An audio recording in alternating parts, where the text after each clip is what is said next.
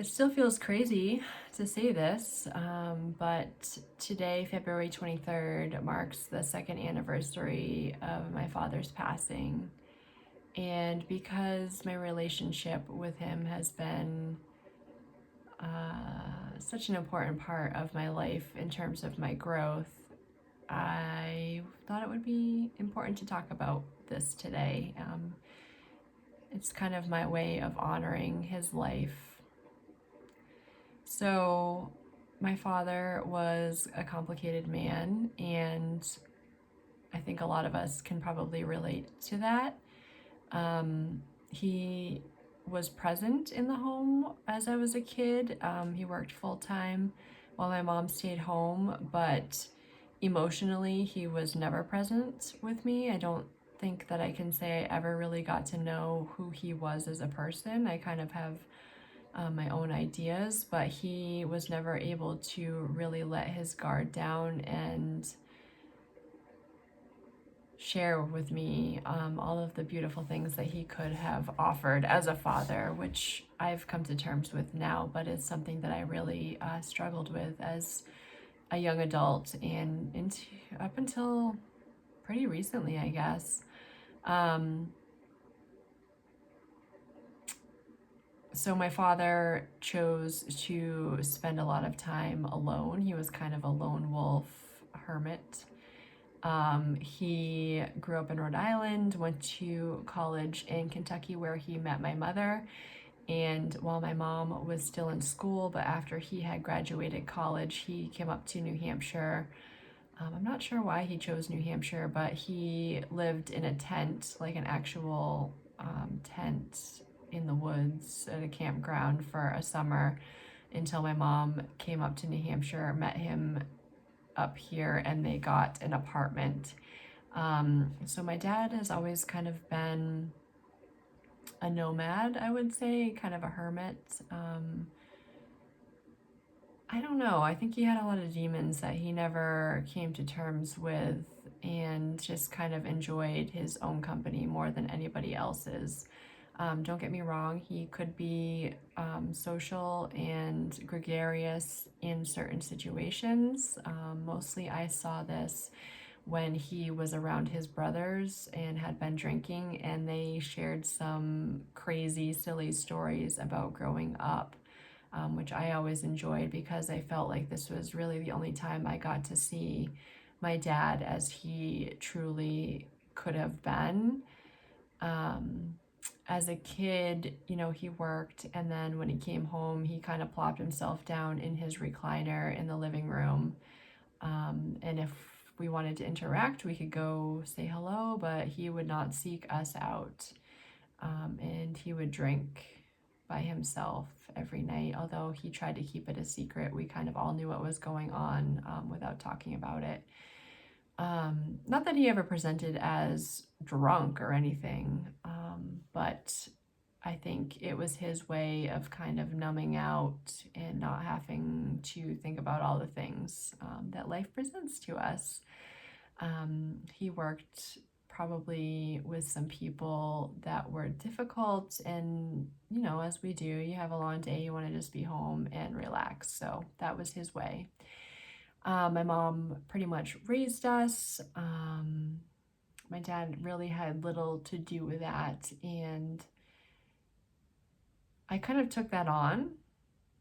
He was present in the home, but I thought maybe something was wrong with me if he didn't show interest in what was going on with me.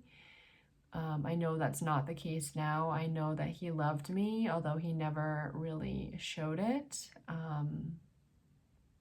But these were difficult things to deal with as a child. I think I had a lot of inner struggles about this. And then my parents had a different sort of relationship. I don't think they ever truly learned how to have a healthy relationship. So there were definitely some tense moments around the house when they disagreed.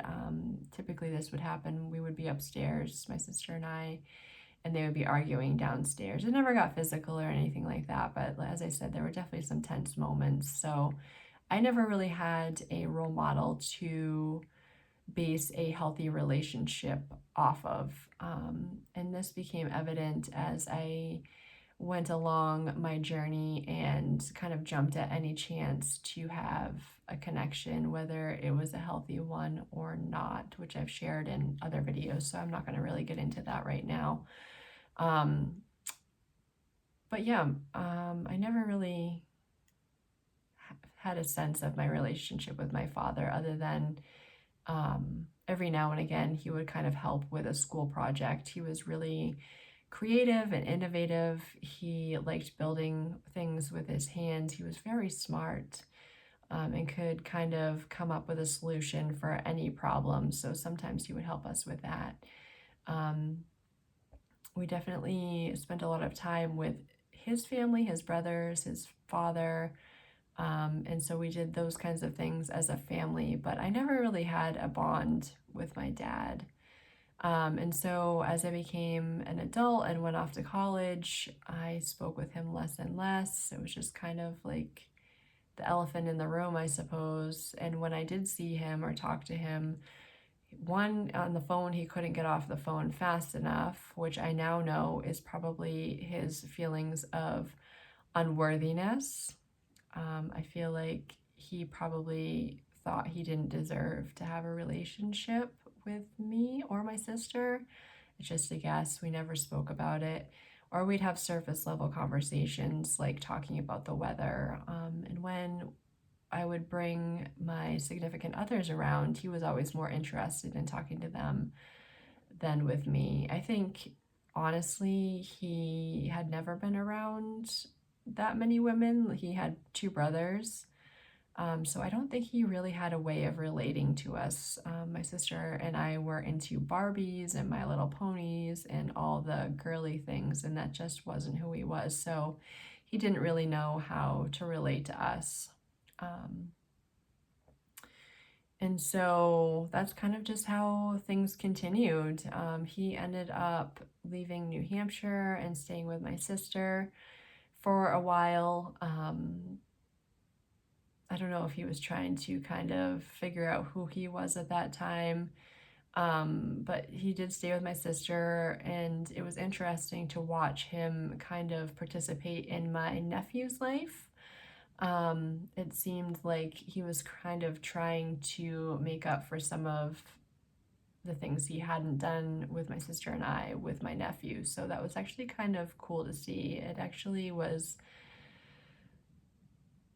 I think, very healing for him to be involved in my nephew's life and participate. I hope it gave him some healing, to know that he was involved with my nephew where he couldn't be with us. So there was that. And then he ended up coming back to New Hampshire, where the end result of that was being divorced from my mother. So when that happened, he ended up finding some land and a property in Tennessee, the mountains of Tennessee, that he just absolutely loved and was super excited for, which was, again, really nice to see. He was kind of living the life that he wanted to, although the land that he found was very remote. There really weren't that many people around. It was, a far drive to a store, and he was just very remote. And that was the way that he wanted it. He ended up kind of being a prepper and wanted to have a garden and fruit trees, and he had solar power and a hand pump well. So he was kind of setting himself up for the end of times, and he would be okay during that. So he was eccentric in his ways, but he seemed happy there.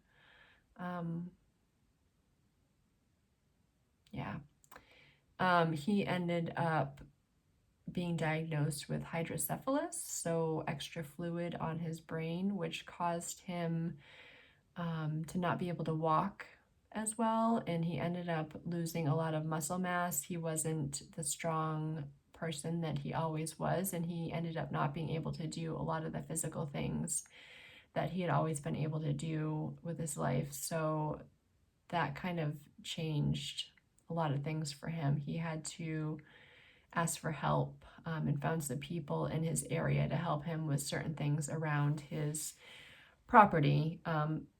But he could no longer have a garden or any of those things.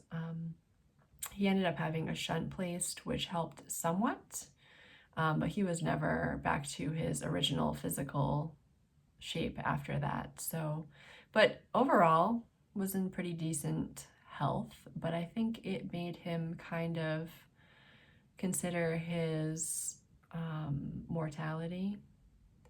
And after he had surgery for the hydrocephalus, I did notice some changes in our relationship. When I spoke to him on the phone, he no longer tried to get off the phone as quickly as possible. We ended up having some decent conversations, and he actually started to kind of seem interested in what was going on with my life. I think we have a lot of similarities between the two of us, and he probably saw some things in me that reminded him of himself. So yeah, I think we did get kind of closer towards the end of his life, for whatever that was worth. It does bring me some comfort now. And then, let's see, October of 23, I guess it was, I went down there to visit my sister, my mom, and we ended up seeing my father. It had been 2 years before that, that I had seen him. So ended up being very, very glad that I was able to visit with him shortly before he ended up passing away. And at that time, everything seemed pretty good. I certainly wasn't more concerned for his physical or mental health than I had ever been. But January 2024, I had quit a job with no plan, so had more time at home, thankfully. And I remember it was just a few days after I quit my job that I got the call from my mother. My father, there had been an ice storm near him, and so he could not leave his home, and no one could really get to him because of where he lived. And he had called my uncle, his brother, telling him that people were tearing apart his truck and putting explosives in it. He had holed himself up in his house with a gun, preparing to defend his home and his life. What ended up happening was he shot his gun off in his house, which was not like him. He was very savvy and educated about guns. So we weren't sure what the heck was going on with him. Eventually, a few days later, my sister, her husband, and my mother were able to go see my father, which was terrifying because I didn't know if I was sending them in to be shot. But what ended up happening is that he was excited and happy and relieved to see them, thank goodness. They ended up bringing him to the hospital because of the very sudden change in his mental status. They did some testing. There was no clear reason for the change in his behavior, and they decided to put him on the locked dementia unit for further testing and evaluation. The events that happened, I never could have guessed, but he was very paranoid. He ended up feeling like he had to defend himself against the staff there. He needed to be medicated and restrained multiple times. He took out a few of the staff on the unit. I guess he had some of his strength still. I think he thought his life was in danger and he couldn't trust anybody. I think what ended up happening is that during one of these altercations, he was medicated, and I believe that he probably had a stroke during one of the physical interventions, because at a certain point he could no longer hold his head up, he could not talk, he could not eat, and he was basically trapped inside his body with no way to communicate. They ended up medicating him enough where his mood was stable enough. He was not injuring people, but we ended up moving him over to a nursing home, the only one in the area that would take him because of his behaviors. And he ended up unable or unwilling to eat and quickly declined. And he passed away. So it was basically a month, almost to the day, from the time that he went into the hospital until the day that he passed away. It was horrible, horrible, horrible. And I got to see the medical model from the other side,